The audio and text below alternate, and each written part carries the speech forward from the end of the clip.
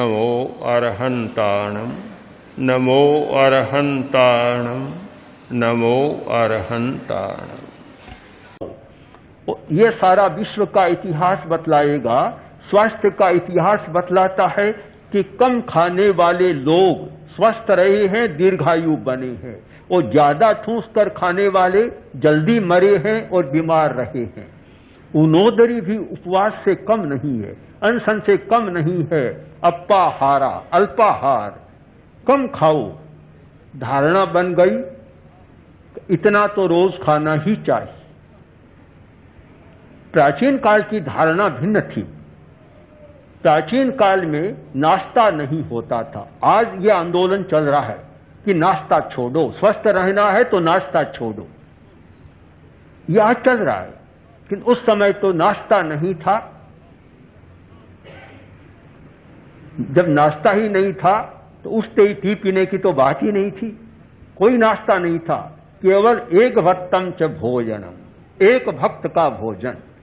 जो एक भक्त भोजन करता है, एक बार भोजन करता है, बीमारियों की आशंका अपने आप कम हो जाएगी। हम देखते हैं महावीर ने जितने कष्ट सहे, उनके शरीर ने इतने कष्टों को झेला, ताकत कहां से आई? कहां से आई ताकत? अल्प भोजन के कारण ताकत खर्च कम होती थी। कारण है कि हमारी प्राण ऊर्जा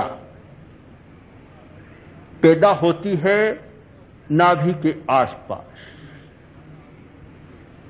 जिसे हठ योग में समान प्राण कहा गया। 5 प्रकार के प्राण, उनमें समान प्राण। यह समान प्राण ऊर्जा पैदा करता है। ऊर्जा पैदा करने का एक यंत्र है यह नाभि का परिपाक। ऊर्जा पैदा होती है और वह ऊर्जा सारे शरीर के लिए संचालक शक्ति बनती है। किंतु ज्यादा खाने वाला है, ऊर्जा कम हो जाएगी। समान प्राण भी कम काम करेगा, अपान भी कम काम करेगा। यह निश्चित है कि ज्यादा भोजन और कब्ज दोनों का गठबंधन, कि ज्यादा खाओ कब्ज बनेगी। सोचते तो यह है कि ज्यादा खाएं तो रेचन अच्छा हो जाएगा, कब्ज नहीं रहेगी। किंतु ज्यादा खाओगे इसका मतलब है कब्ज हो जाएगी। इसका कारण साफ है कि वह पचेगा नहीं, कच्चा रस बनेगा तो कच्चा रस निकलना मुश्किल होता है। सीधा पानी नाली में से जा सकता है, किंतु गंदा पानी, कीचड़ साथ में आ गया तो नाली के बीच में ही रुका पड़ा रहेगा, रास्ता भी बंद हो जाएगा। कब्ज का सबसे बड़ा कारण है अति भोजन या गरिष्ठ भोजन जो पचता नहीं है। तो प्राण ऊर्जा पैदा नहीं होगी, और प्राण ऊर्जा पैदा नहीं होगी तो फिर सारी बीमारियां, सुस्ती, मन की उदासी, बेचैनी, घबराहट, ये सारी स्थितियां पैदा रहेगी। अल्प आहार, कम खाना, ऊनोदरी करना बहुत बड़ा तत्व है। भगवान ने बतलाया उस समय की भाषा में, एक पुरुष का आहार 32 कवल होता है। 32 कवल। अब 32 कवल आहार में 1 कवल कम खाता है, 2 कवल कम खाता है ऊनोदरी, और ज्यादा कम करता है तो अपार्थ ऊनोदरी। यानी ऊनोदरी के भी कई प्रकार हो जाते। आयुर्वेद के आचार्य बतलाते हैं कि भोजन कितना करना चाहिए, कि भोजन को 4 भागों में विभक्त कर देना चाहिए। 2 भाग तो भोजन, जितनी भूख हो उसका 2 भाग भोजन, 1 भाग पानी के लिए और 1 भाग खाने के बाद जो वायु बनती है उसके लिए। अब 4 भाग एक साथ ही कर लेता है तो न पानी के लिए अवकाश रहता है न वायु के लिए रहता। तब कहते हैं पेट पर अफारा आ गया, आंतें फट रही है, वह स्थिति बन जाती है। और स्थिति ऐसी बनती है जो भोजन भट्ट कहलाते हैं ना, भोजन भट्ट। कोई एक कहानी आती है कि मथुरा की या वहां की कोई कहानी है। सास ने कहा कि बहुरानी खाट बिछा दो। क्यों? कि तुम्हारा ससुर भोजन करने गया है, आने के बाद एक क्षण भी टिक नहीं पाएगा, उसे लेटना पड़ेगा, इसलिए खाट पहले से तैयार कर दो। वह बोली, सास ऐसा होता है, हमारे यहाँ तो ऐसा नहीं होता। तो क्या होता है?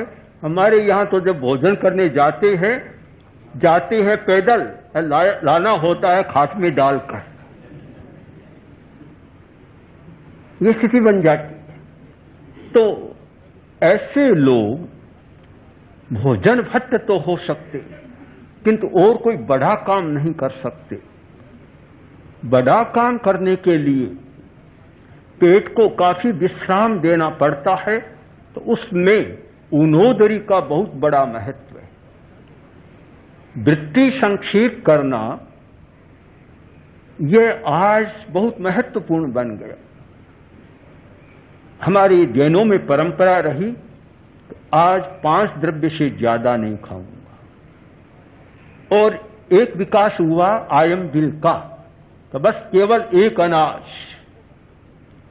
लोग तो सोचते हैं कि आहार संतुलित नहीं हुआ, भोजन संतुलित नहीं हुआ, किंतु एक आहार करने वाले बहुत बार स्वास्थ्य को ठीक कर लेते, ठीक हो जाता है। प्राकृतिक चिकित्सा का जो सिद्धांत रहा, एक साथ बहुत चीजें मत खाओ। मैंने स्वयं प्राकृतिक चिकित्सा बहुत वर्ष पहले कराई थी, तो जो प्राकृतिक चिकित्सक था माता दीन, उसने कहा कि आप शीरा खाना चाहें तो खा सकते हैं। मैंने कहा मैं तो खाता नहीं हूं। कि खाना चाहे तो खा सकते हैं, पर एक शर्त है कि केवल शीरा ही खाएं और कुछ मत खाएं, साथ बस एक ही चीज खा ले। तो यह प्रयोग हमने तो नहीं किया खाने का, पर एक सिद्धांत है उनका कि एक चीज खाओ या कम चीजें खाओ। यह प्राकृतिक चिकित्सा की दृष्टि से बड़ा महत्वपूर्ण सिद्धांत है। यह जो द्रव्य का विवेक है बहुत महत्वपूर्ण है कि इतनी से ज्यादा चीजें नहीं खाएंगे। आजकल तो यह संभव नहीं है, और आजकल की बारातों में तो संभव नहीं है। आज तो यह मान लिया कि बारात आई, 150 आइटम न बनाए तो फिर बारात आई ही क्या। एक भाई आया और बोला कि मैंने अमुक होटल में दिल्ली में शादी की अपनी लड़की की, और इतने आइटम बनाए 50-60 कि एक और भी पूरा नहीं चख सकता। तो मैंने तत्काल कहा, तुमने ये काम तो किया, पर साथ में एक हॉस्पिटल बनाया या नहीं बनाया? क्योंकि इतनी चीजें बनाई है, इतना खाएगा तो बीमार होना जरूरी है। और बहुत सारे होते ही हैं, बारात के बाद बहुत लोग बीमार पड़ जाते हैं। कईयों को तो वहीं हार्ट फेल भी हो जाता है, निकलते निकलते।